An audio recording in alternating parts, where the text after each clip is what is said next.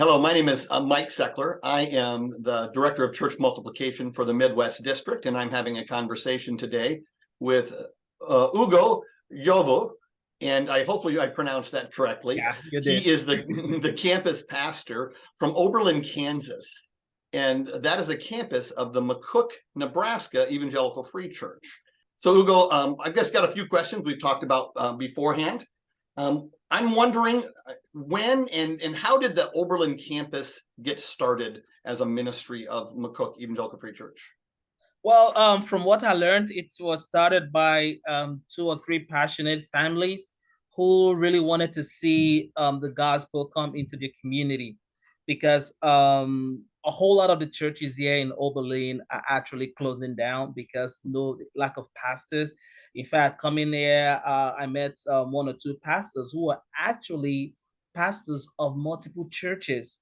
So every Sunday they go from one church to the other because of shortage of pastors. And yeah, so these three families just wanted to see the gospel in the community. They were actually attending the McCook Mother Church in Nebraska, but they wanted to see a Bible teaching, Bible believing church in their communities, and that was how I think they spoke with Pastor Jeff about their passion and about their desire and being a visionary leader, and I know he talked about the Lord also laying that in his heart. And when it wasn't it wasn't something that was difficult for him to decide on, because this was what the Lord has been impressing upon his heart.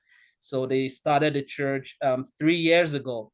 3 years ago, September 17th of last month, maybe 3 years, the Oberlin campus was planted. So when did you become the campus pastor there? So I How actually, did you yeah, get hooked up there?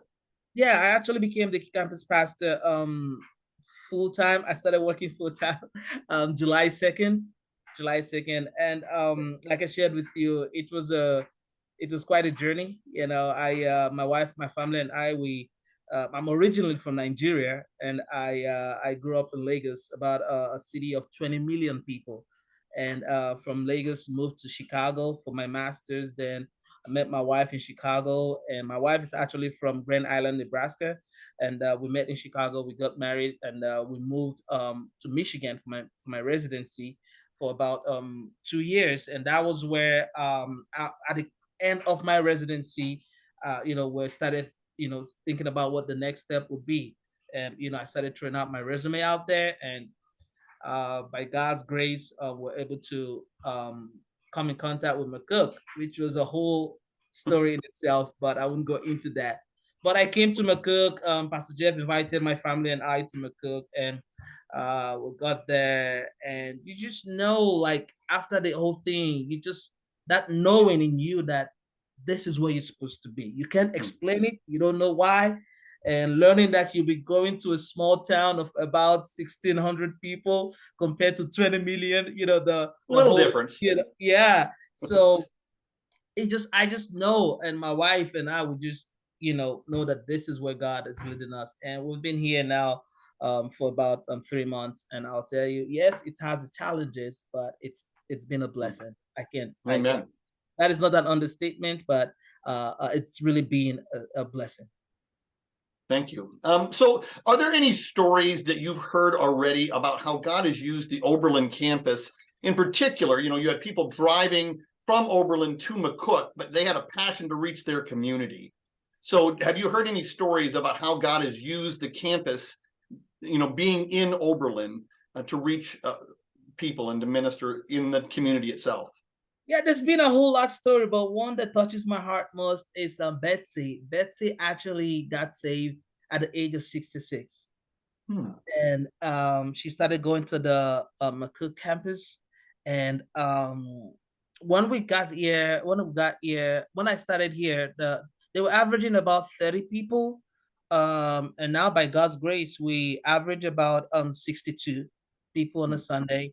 And but Betsy, I've never seen someone at that age so passionate about reaching people. And Hmm. she's one of the people who encouraged me a lot, being in a community like this and all that. But she's so passionate reaching out to people. So on Wednesdays, we do like Stomping for Jesus. Like, Pastor, we're going in town and we're going to shops, we're going to meet people, and we'll tell them about Jesus. And Pastor, make sure you come with your card. So we need to give them your card so they can reach out to you. So Betsy, she's our connection.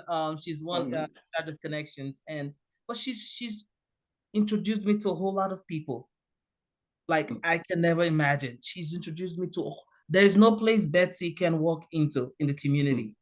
So, and they know her in the community, and Yeah. she's been a part of the growth of the church in tremendous ways. Just someone who got saved at the age of 66. It's neat to have you coming in from the outside to have somebody local to help you do that. That's Exactly. exciting. Exactly. Yeah, it's really important, I'll tell you, especially in small town. That's where I'm located as well. So my last question is, and maybe again, just as much as you know, how has having multiple campuses, I know that Oberlin is one campus, and then the mother church also has a campus over in Cambridge, Nebraska, and you've done some ministry in the local jail or prison there. And so how has that helped the McCook Mother Church understand mission and expand God's vision for what's going on?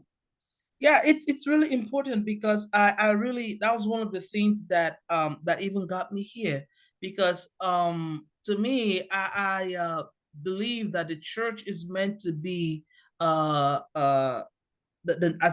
evangelistic in nature.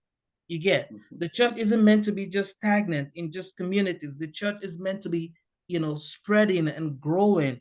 And so the McCook Mother Church planting churches in Oberlin and in Cambridge, it's something they've never done before. And that's one thing I love, Pastor Jeff, is he will tell you, like, listen, I must be frank with you, I don't know what I'm doing, but I know this is what God has told me to do. But you see that people and again, people don't need to, older folks who really want to go to a Bible teaching church where they can learn the Bible and where they can grow and be active disciples. They don't have to drive that far to go to McCook. Now there's a campus here, and we can reach to those demographics. Also, young people, no, like I said, a whole lot of the churches are closing in rural America, which really touched my heart, because my goal was to pastor in the city, you know, but learning that there is a mission field that is just wasted. Like Jesus said, the harvest is ripe, but there are no lot of laborers. So the McCook Church has bought into that vision that Jesus has commanded us to do, which is reaching out to the nations, preach the gospel, go into communities, go to the utmost part of the earth. And that is what the McCook Church is doing. And that is what they are investing the resources and everything God has blessed them with to do. And I'm so blessed to be part of that work.